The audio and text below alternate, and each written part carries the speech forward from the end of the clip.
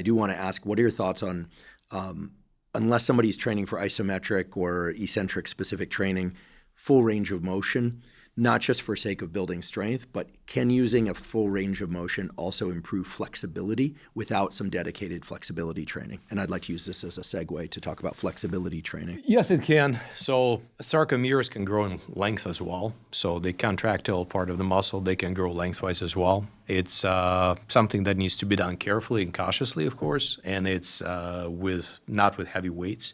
Eventually, it's possible for a person to perform flexibility feats with heavier weights if it's desirable. But initially, it's something go lighter. So yes, absolutely you can. And it's one of the easiest ways to promote flexibility. And flexibility also has a very much a neural component as well. So part of it, obviously, you're looking at what's happening in the joints, of course.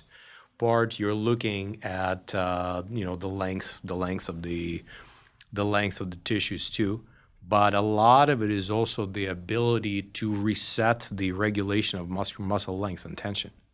So it's like the ability to do a split, for example. It's part of it is, if you're provided your hip joints are built for that sort of thing, a lot of it is really in your mind because you're experiencing defensive inhibition. You're just afraid you're going to get torn in half. So, which brings us to a very interesting parallel as we keep talking about quality, and has also talked about that flow channel by Professor Csikszentmihalyi. Exactly. Thank you. So between boredom and anxiety, so when you're trying to do a split, for example, so you see somebody trying to get into that stretch and that person goes, oh, and sitting there and panicking and being in total pain and nothing good is going to happen. You're pretty much just facilitating this pain pathways and you're just learning to hate this exercise. A smarter individual would get to the edge of pain and then stay there for a while until owning it, until the spindles reset, accept the new range of motion. Add some contraction, relaxation, isometric stretching, progress even further.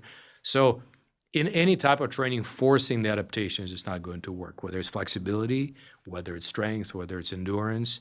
There's time for a very high level of effort, but there's never time for ripping yourself in half, right? There's never time for hurting yourself on purpose. So, but yes, do long range of motion work to increase range of motion.